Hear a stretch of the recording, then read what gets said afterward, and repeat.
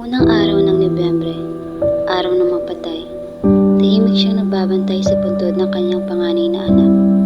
Kailan lamang ay buhay ang kanyang anak na si Ruben.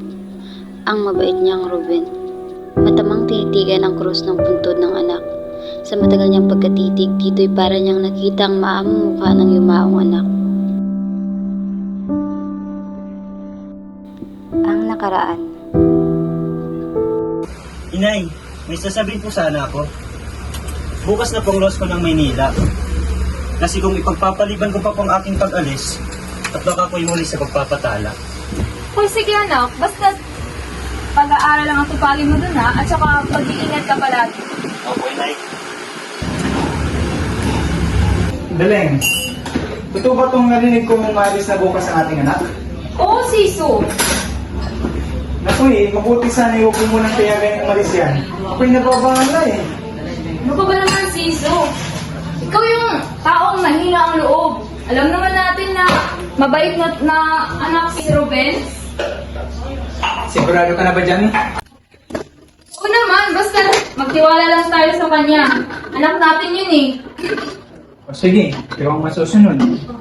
Pero sana lang talaga magtagumpay siya sa kanya ng mga pangarap.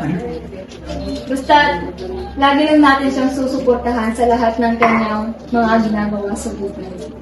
Sana lang talaga mag-iingat siya palagi.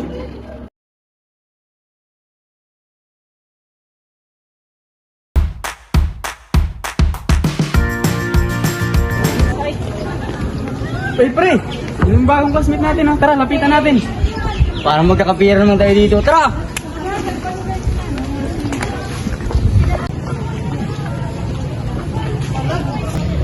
Pare, di ba ikaw yung bagong kaklase namin?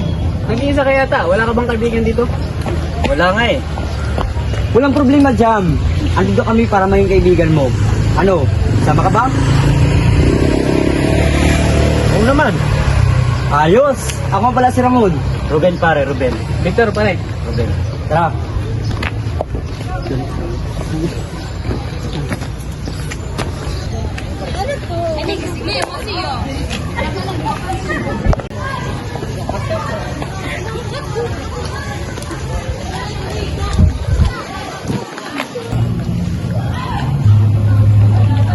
Pare. Total, matagal naman tayo magkakaibigan, di ba? Tara, sumama ka sa amin. May papakita kami sa'yo. Bakit? Ano ba yun? Basta pre, magtiwala ka lang. Siguradong magugustuhan mo. Di ba yan delikado? Huwag kang mag-alala. Mas siguro namin ang kaligtasan. Tara. Sige, tara. Ano mo pre? Ano bang ipapakita niyo sa akin? Ano ito, pre? Siguradong magugustuhan mo to. Bakit? Ano ba yun?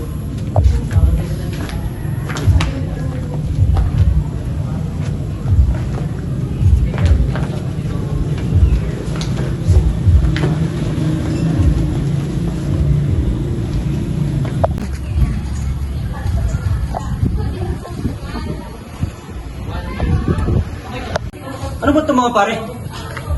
Huwag kang mag-alala. Hindi yan delikado. Matagal namin itong ginagawa. Ganun ba? Hindi ba't ito may pinagbabawal na gamot? Huwag kang mag-alala, pare. Pag natikman mo to, malilimutan mo lahat ng problema mo.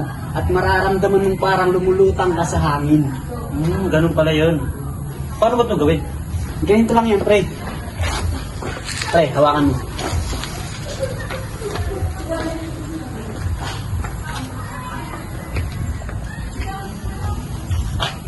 Ganyan lang, pre.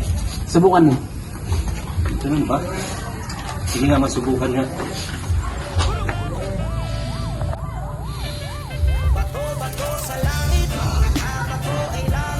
Tama nga kayo mga pare. Ang sarap nga sa pakiramdam. Sabi ko na kasi maganda yun. Subukan ko nga ulit. Ang sarap nga sa pakiramdam eh. Sige, pre.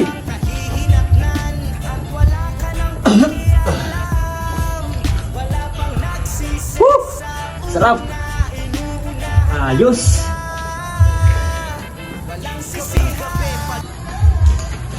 Ano, pre? Sabi ko naman sa'yo, masarap sa pakiramdam, di ba? Oo nga mga pare. Parang nalipuntan ko yung lahat ng problema ko. Ang sarap sa pakiramdam, para akong nasa langit. Ano pre? Uulit ka pa ba? Sige ba? Tara. Ah,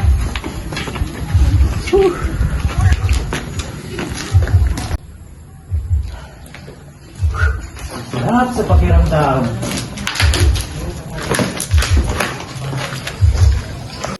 Lumipas ang ilang buwan, napansin ng mag-asawa na napapadalas ang paghingi ng pera ni Ruben. Marami raw siyang mga pangangailangang dapat bilhin. Isipan ni Aling Daling na lumuwas ng Maynila upang dalawin ang anak sa pinangangasirahan niya. Tao po. Tao po. Ano po yun? Dito po ba nangungupahan ng anak kong si Ruben? Opo. Nandito po ba siya ngayon? Wala po siya rito. Nahimik po ba siyang ginagabi ng ulit? Gabi-gabi po, ito siyang ang pinakamaari ng uwi. Ah, ganun po ba? Maaari po bang dito ka na lamang sa akin kayo? Pwede naman, sa kwarto ko na lang maghintay. Salamat.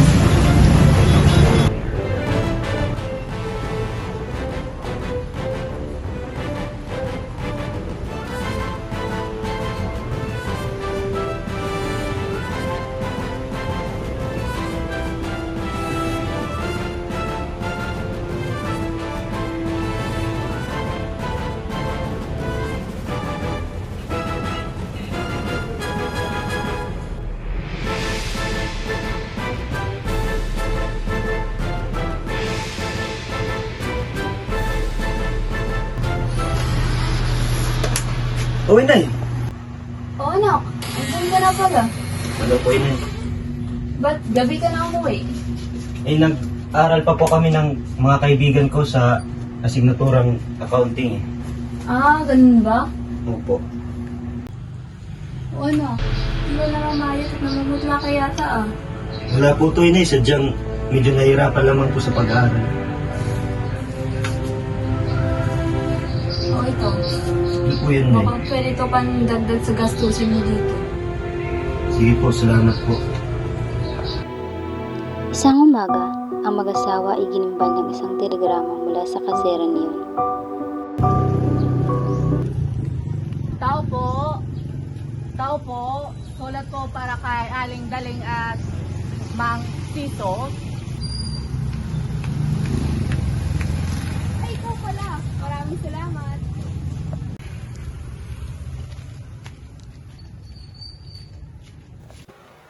Aling Daling at Magsiso. Ruben patay, luwas agad.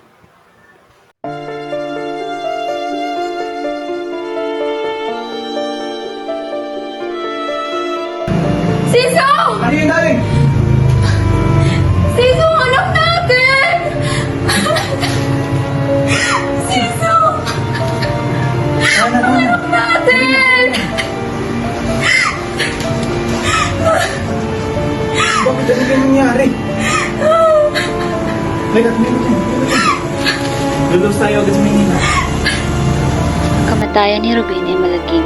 Isang gabing sumpungin siya ng pangangailangan sa opyo at wala siyang salaping maibili nito, ay nakaisip siyang magnakaw.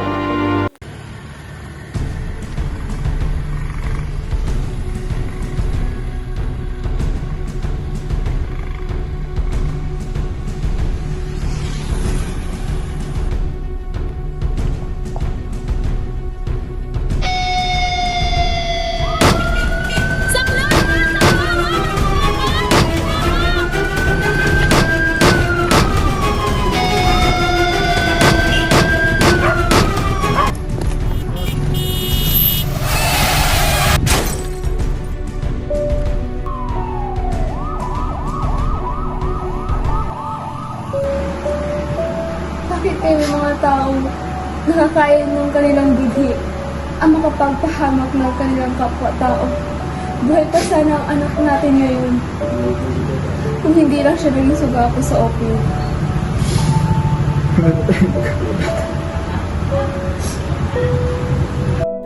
6 na buwan nang naililibing ang anak, ngunit sariwang-sariwa pa ang sugat sa puso ng ina.